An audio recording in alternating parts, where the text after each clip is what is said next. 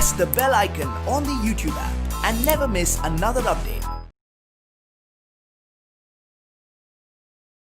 Namaste children. So let us continue with the topic chemical coordination and integration. So we'll start with the testes. So it functions, it is having dual function. One is it acts as a male reproductive organ which helps in the production of male gamete, and also it helps in the secretion of hormone called testosterone. So it is a primary reproductive organ where it is a male reproductive organ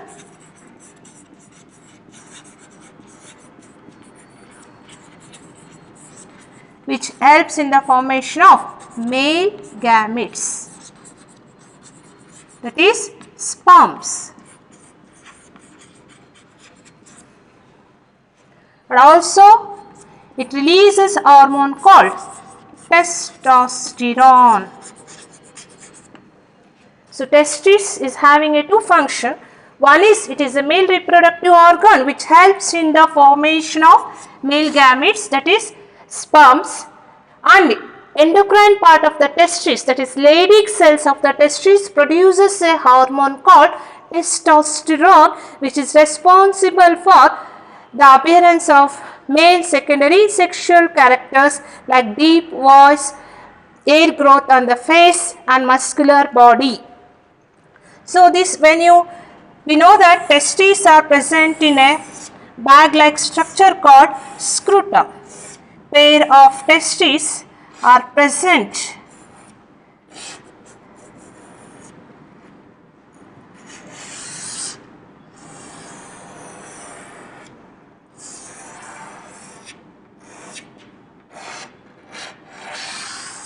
so these are testes.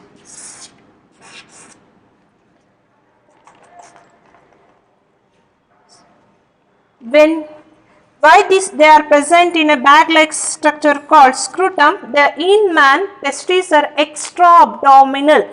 They are present outside the abdomen. To maintain the temperature of the testes 2 to 2.5 degrees Celsius less than the body temperature, because that temperature favors the spermatogenesis. So testes are present in a bag-like structure called scrotum to maintain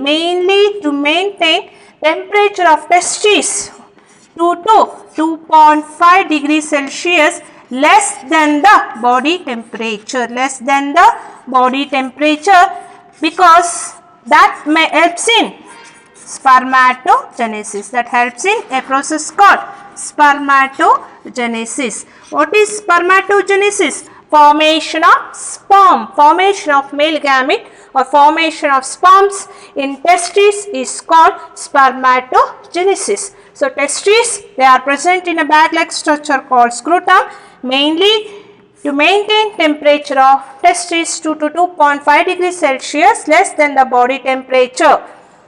They are extra-abdominal in man and it produces a hormone called testosterone. So when we take section of testes, we see two types of cells there.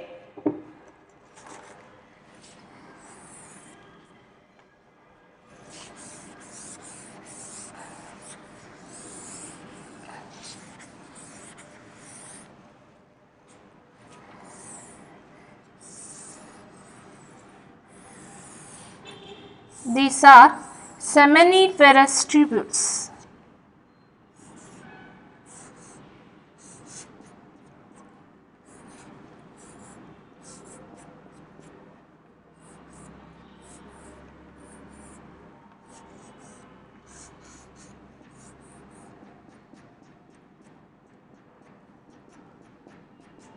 These are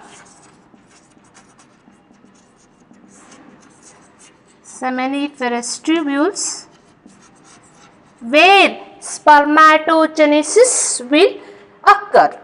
Between the seminiferous tubules, we see a cells called Leydig cells. These Leydig cells produces a hormone called testosterone.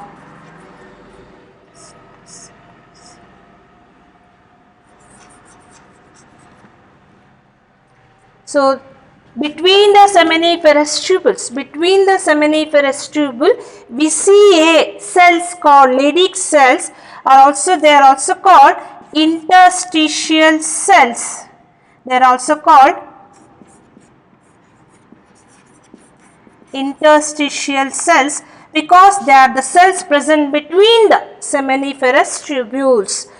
Leydig cells or interstitial cells mainly produces a hormone called testosterone, which is responsible for spermatogenesis to occur in the testes, and also that hormone mainly responsible for the appearance of male secondary sexual characters like development of deep voice, hair growth on the face and muscular body. And this testosterone also helps in the development of vas deferens. See, this is the testis. It helps in the development of epididymis. This is epididymis that continues as vas deferens.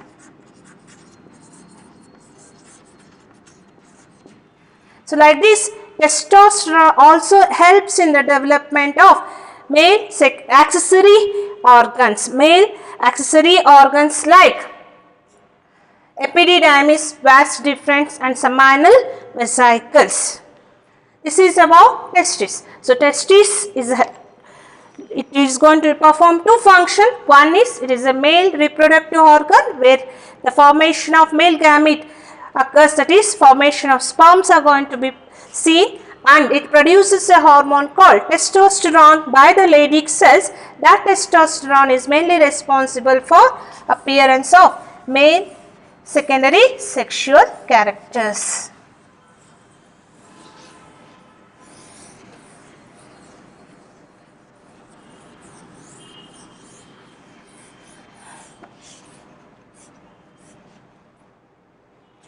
Then we'll move it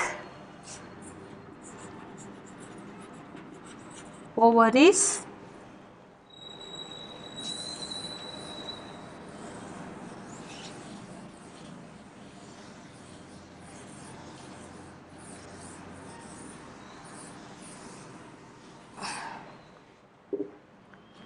So, even ovary, it's a female reproductive organ where the formation of female gamete takes place.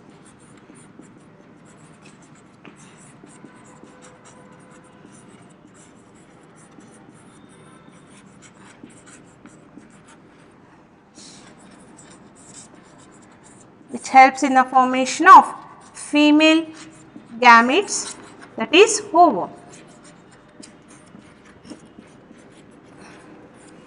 And also ovary produces two hormones, that is estrogen and progesterone. It produces two hormones, estrogen and progesterone. See,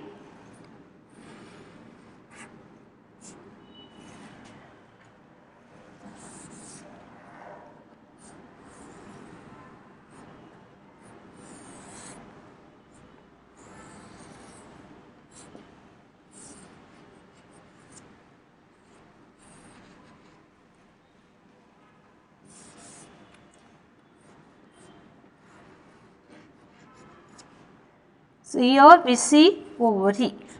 Both sides of the uterus we see ovary.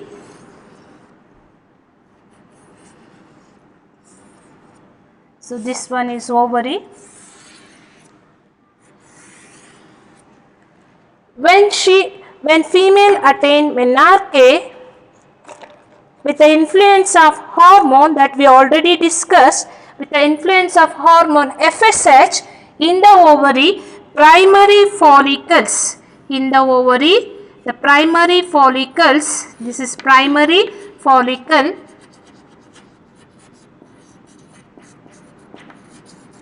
will convert into mature Graafian follicle will convert into mature Graafian follicle. In the mature Graafian follicle, we see the female gamete called ovum. This ovum is surrounded by cells. So in detail you are going to study in your second PUC, and we see in the Graafian follicle the cells called Graafian cells, theca externa, theca interna. These Graafian cells will produce a hormone called estrogen. Graafian cells produces a hormone called estrogen. This estrogen is responsible for female secondary sexual characters. Estrogen, which is produced by the follicular cells, is responsible for female secondary sexual characters like development of high-pitched voice and broad hips, mammary gland. They are all due to the hormone called estrogen. They are developed due to a hormone called estrogen. And once the rupture of Graafian follicle takes place, so when it ruptures, it releases ovum.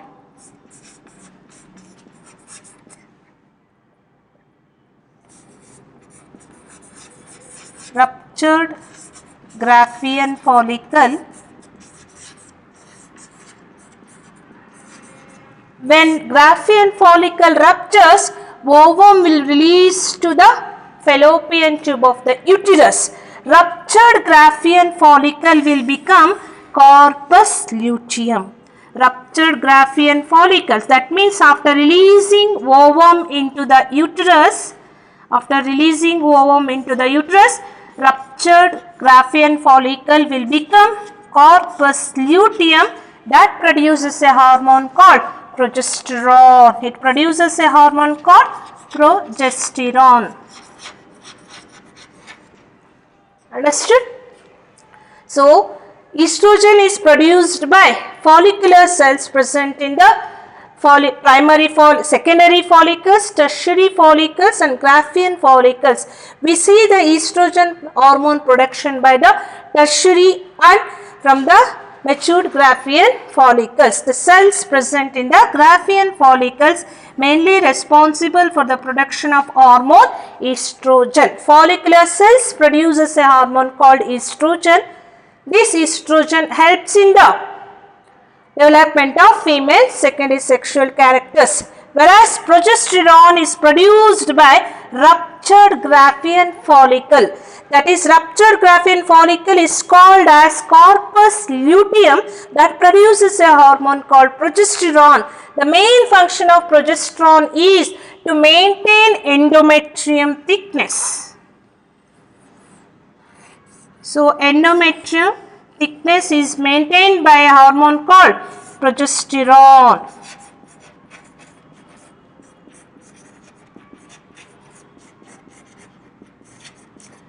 So, this endometrium thickness is maintained by a hormone called progesterone.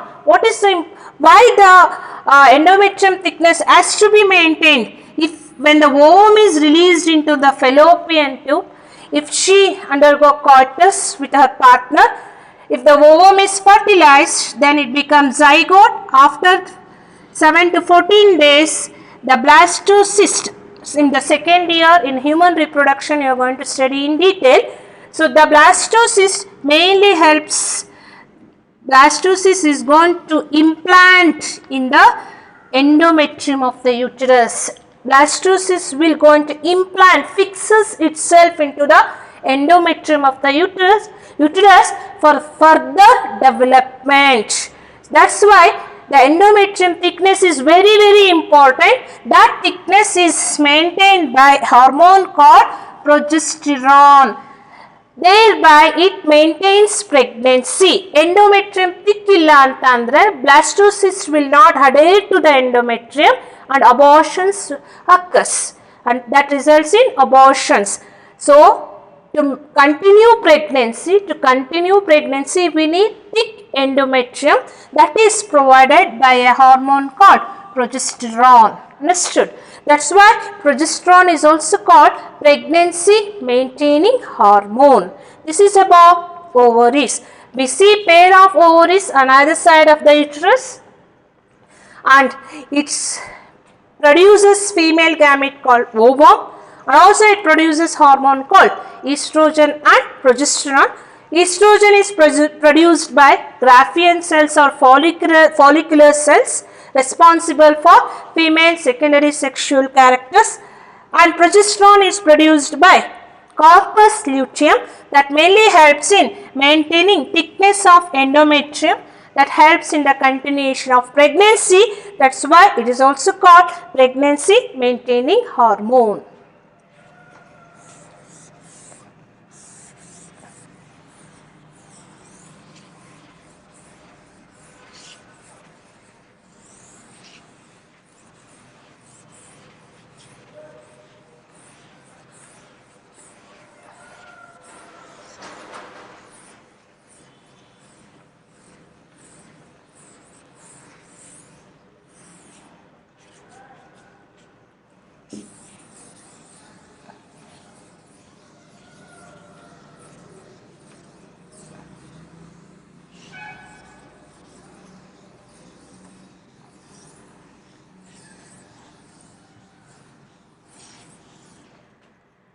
Next, we'll discuss hormones produced by kidney and heart, and some hormones produced by gastrointestinal tract.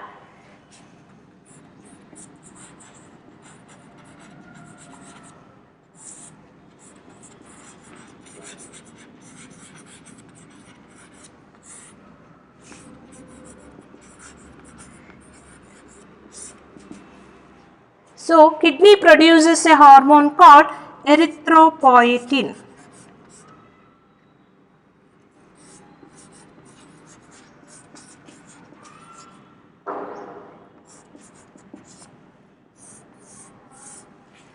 Kidney produces a hormone called erythropoietin that helps in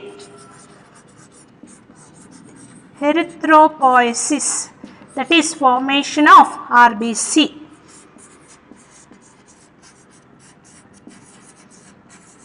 Erythropoietin mainly helps in the formation of RBC.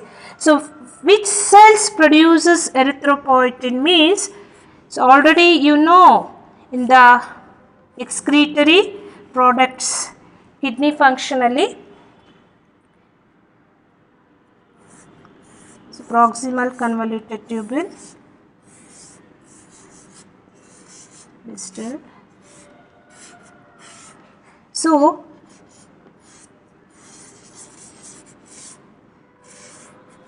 here we see the presence of cells called juxtaglomerular cells. We see a cells called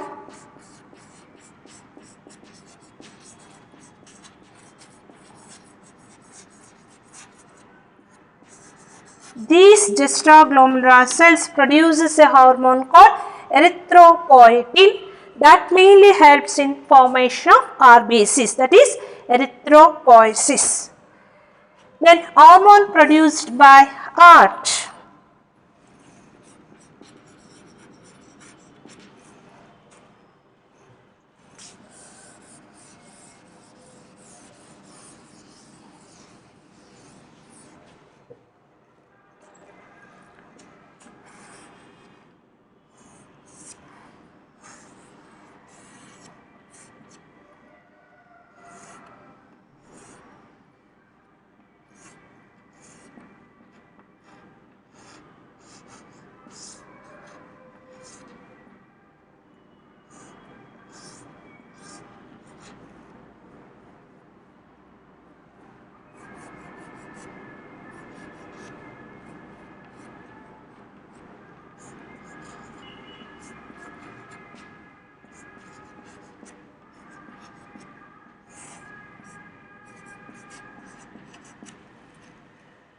See, when decrease in glomerular filtrate rate, when we see decrease in glomerular filtration which occurs here, when the pressure in the afferent artery decreases, filtration rate also decreases. That is called decrease in glomerular filtration rate. When there is decrease in filtration rate in the Bowman's capsule, so this produces, juxtaglomerular cells produces an enzyme called renin. ಇನ್ನೊಂದು enzyme ಇದೆ RENNIN. This is a renin enzyme which acts on milk protein called casein. Competitive spelling ನೋಡ್ಕೋಬೇಕಾಗುತ್ತೆ. Double N. This enzyme acts on protein called casein, but here in the kidney it releases an enzyme called RENIN. This renin acts on, it converts angiotensin 1 into angiotensin 2. It converts angiotensin 1 into angiotensin 2, so which is a vasoconstrictor. See here, when there is decrease in glomerular filtration rate, when the filtration rate decreases, juxtaglomerular cells of the kidney produces enzyme renin. That renin converts angiotensin 1 into angiotensin 2, which is a powerful vasoconstrictor. When it constricts the blood vessels, filtration rate increases. When the blood vessels are constricted, the pressure increases in the artery, that increases filtration rate also. And that angiotensin 2, it constricts all the blood vessels in our body, so that time the blood entering into the heart also will be more. The force of the blood entering into the heart, that is right atrium which receives blood from the superior vena cava and from the inferior vena cava, as the blood vessels are constricted, blood entering into the right atrium, that forcefully the blood enters into the right atrium, so the pressure increases in the right atrium. So atrium, right atrium, this atrium produces a hormone called atrial natriuretic factor, ANF, which decreases blood pressure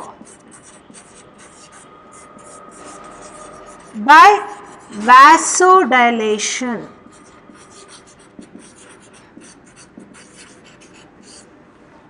See, this angiotensin 2 increases blood pressure. How it increases blood pressure? By constricting blood vessels. So illenagatte, when the blood vessels are constricted, here the blood entering into the heart also, the force, the blood which enters into the right atrium, the force of the blood increases.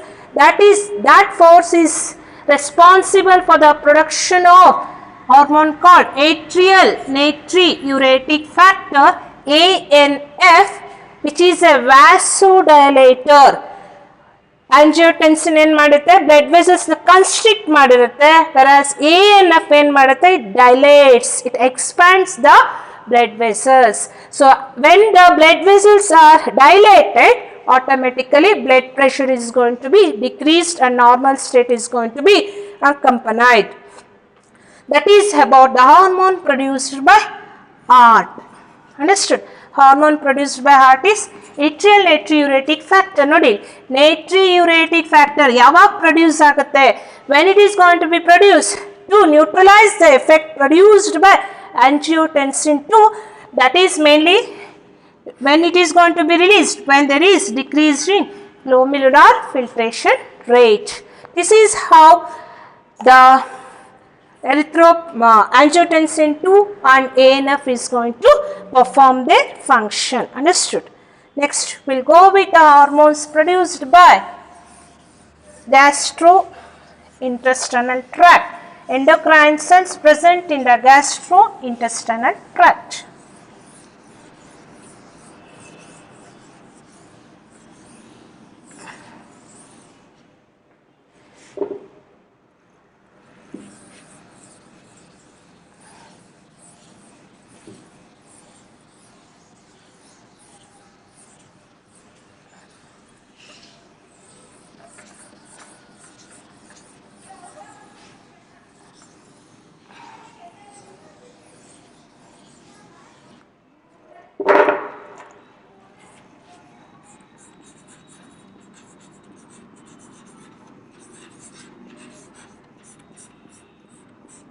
So hormones produced, hormones of gastrointestinal tract.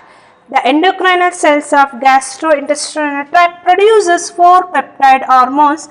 One is gastrin, another one is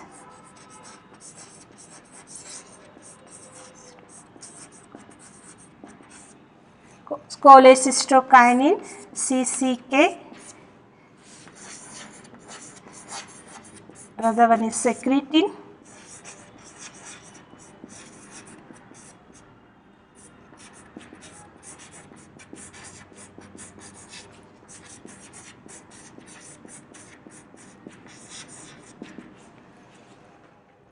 so this gastrin hormone stimulates and it produces a hormone called, this gastrin hormone stimulates the production of HCl and pepsinogen. The gastrin hormone stimulates and helps in the production of HCl and pepsinogen. This cholecystokinin acts on both pancreas and gallbladder. So in the pancreas, it stimulates the production of pancreatic enzymes. It helps in the production of enzymes.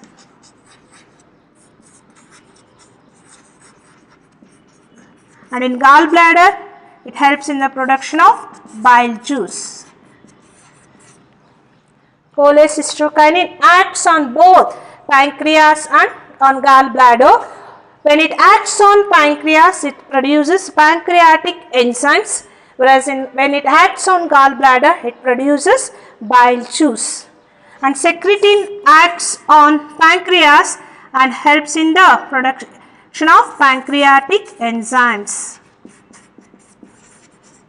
Secretin acts on exocrine part of pancreas. Endocrine part produces hormones like insulin, glucagon and somatostatin. Here the secretin acts on exocrine part of pancreas and helps in the production of pancreatic enzymes. And gastric inhibitory peptide inhibits the secretion of HCl. Inhibits the secretion of HCl, hydrochloric acid. So this is about the hormones released by gastrointestinal tract. Gastrin helps in the production of HCl and pepsinogen. Cholecystokinin CCK acts on both pancreas and gallbladder. On pancreas, it stimulates and helps in the production of pancreatic enzymes. On the gallbladder, it helps in the production of bile juice. Secretin acts on exocrine part of pancreas and helps in the production of pancreatic enzymes, whereas gastric inhibitory peptide acts on gastric cells and prevent the production of HCl. So, each one is your competitive question. And secretin is the first hormone discovered.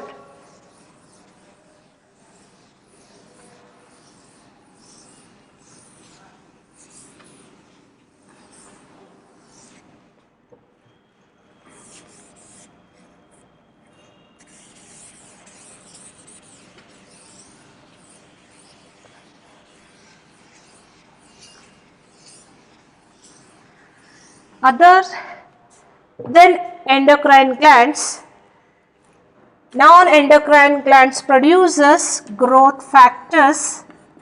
Non-endocrine glands produces growth factors.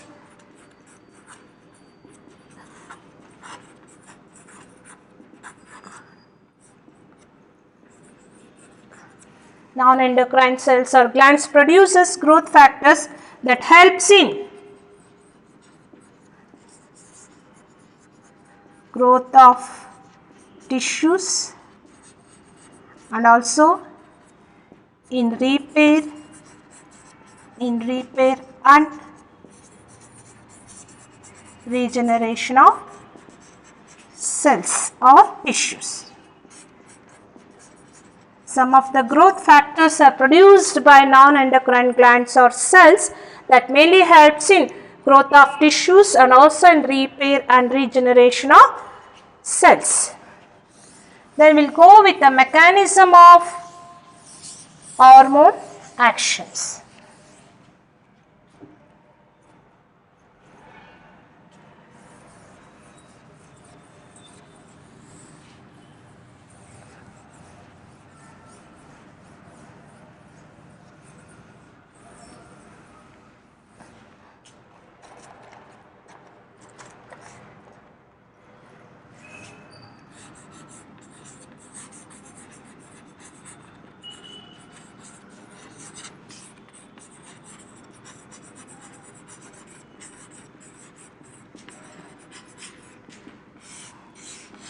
Hormones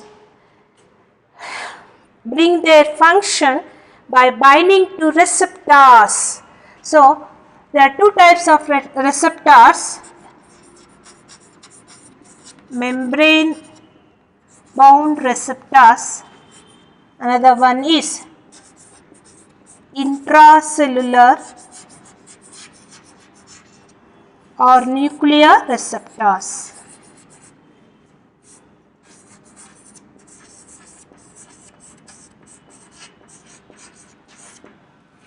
So, hormones bring their function in their respective target organs by binding to receptors.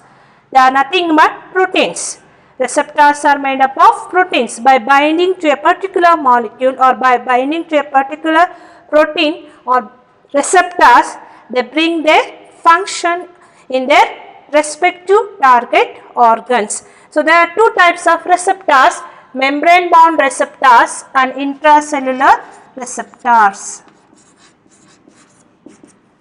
So, membrane bound receptors antandre receptors are going to present on the cell membrane. Receptors are going to present in the cell membrane. So, this is cell membrane and this one is receptor. When the receptors are present on the surface of cell membrane, they are called membrane bound receptors, cell membrane bound receptors. When the receptors are present inside the cell, that is inside the nucleus, so this is the receptor, this is cell. So, this one is receptor. So, that type of receptors are called intracellular. That means the receptors are present inside the cell. They are also called nuclear receptors when the receptors are present inside the nucleus. That are the two types of receptors. One are membrane bound receptors, another one is intracellular receptors. Membrane bound receptors are seen in protein hormones. They are seen in protein hormones. Example, they are seen in protein hormones, whereas intracellular receptors are seen in steroid hormones. They are seen in steroid hormones. Understood? So, now we will discuss in detail about these mechanism of actions.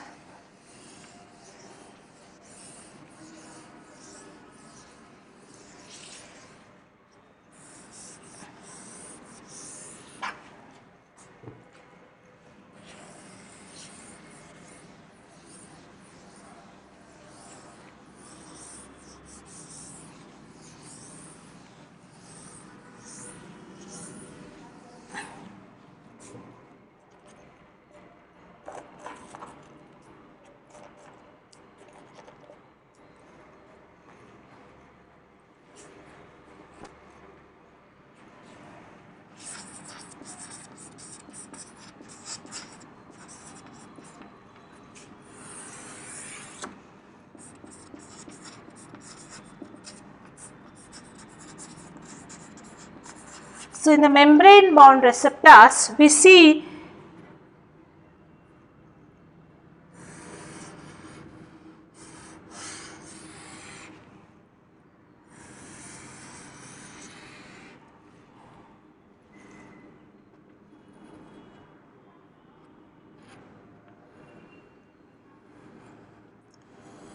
this is receptor.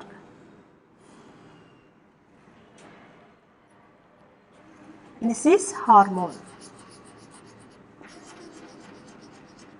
Hormone FSH. And this one is receptor. This is membrane bound receptor.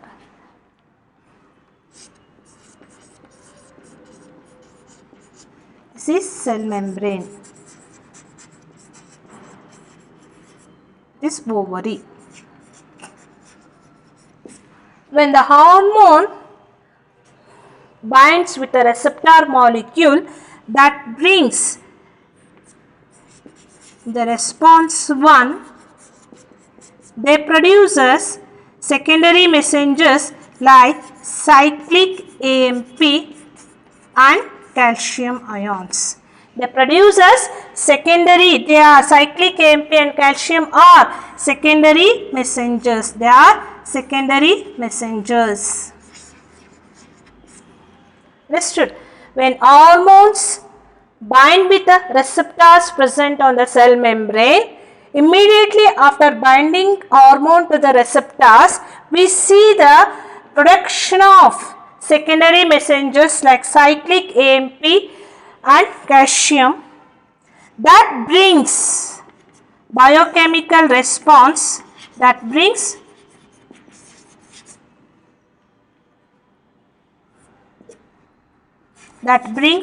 biochemical response, in turn that brings physiological response in a target organ. In turn it brings physiological response in a target organ like ovarian growth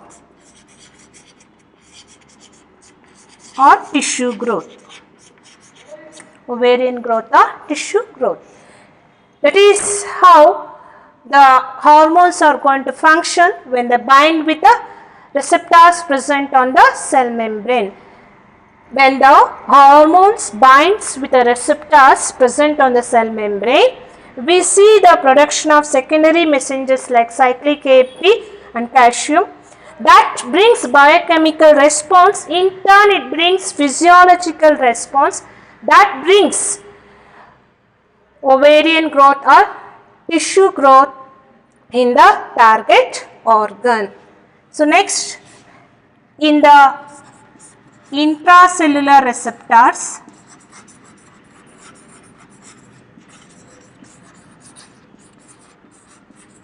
so examples, steroid hormones,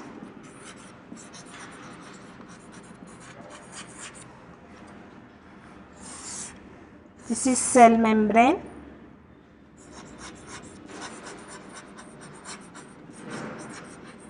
uterus, cell membrane of uterus,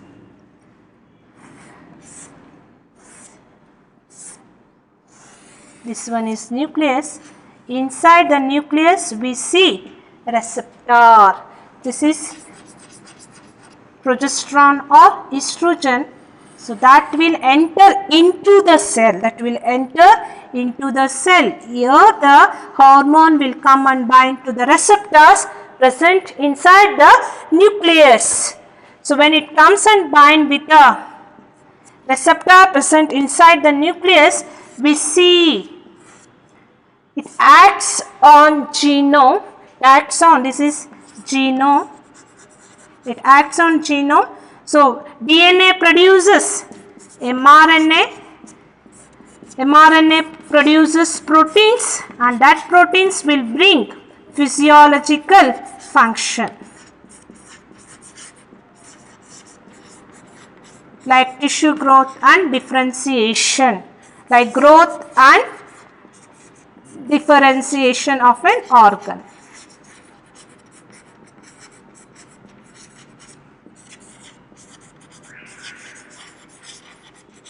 Understood? See, in the steroid hormones, hormones will enter into the organ. The receptors are present inside the organ, that's why they are called intracellular receptors. When the receptors are present inside the nucleus, then we call it as nuclear receptors. When the hormone binds to the receptor, that hormone initiates the genome to produce mRNA by a process called transcription. DNA forms mRNA by a process called transcription. That means it is transferring message to mRNA. DNA is transferring message to mRNA by a process called transcription. And mRNA transfers message to proteins by a process called translation. And these proteins will bring physiological functions in the target organs like growth and differentiation of an organ. Growth and differentiation of an organ. In this way, the hormones, steroid hormones are going to function. Understood? So, protein hormones hormones will not enter into the target organs, whereas in steroid hormones, hormones will enter into the target organs. In protein hormones, receptors are going to present in the cell membrane, whereas in steroid hormones, receptors are going to present inside the cell. That's why it is called intracellular receptors.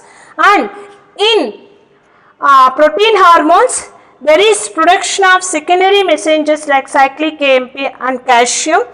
Secondary messengers are absent in steroid hormones. Understood? Secondary messengers are present in protein hormones. They are absent in steroid hormones. And here the hormones will not act on genome, whereas steroid hormones will act on genome. By stimulating genome, it is going to bring the functions in a target organs, but in protein hormones, the hormones will not act on genome. That's the difference between the membrane bound receptors and also intracellular receptors. Mechanism of hormones functions, hormone actions or functions. Understood? See, membrane bound receptors the receptors are going to present on the cell membrane and the hormone will not enter into the target organ. They produces secondary messengers. That secondary messengers will bring physiological functions like growth and differentiation of our target organs.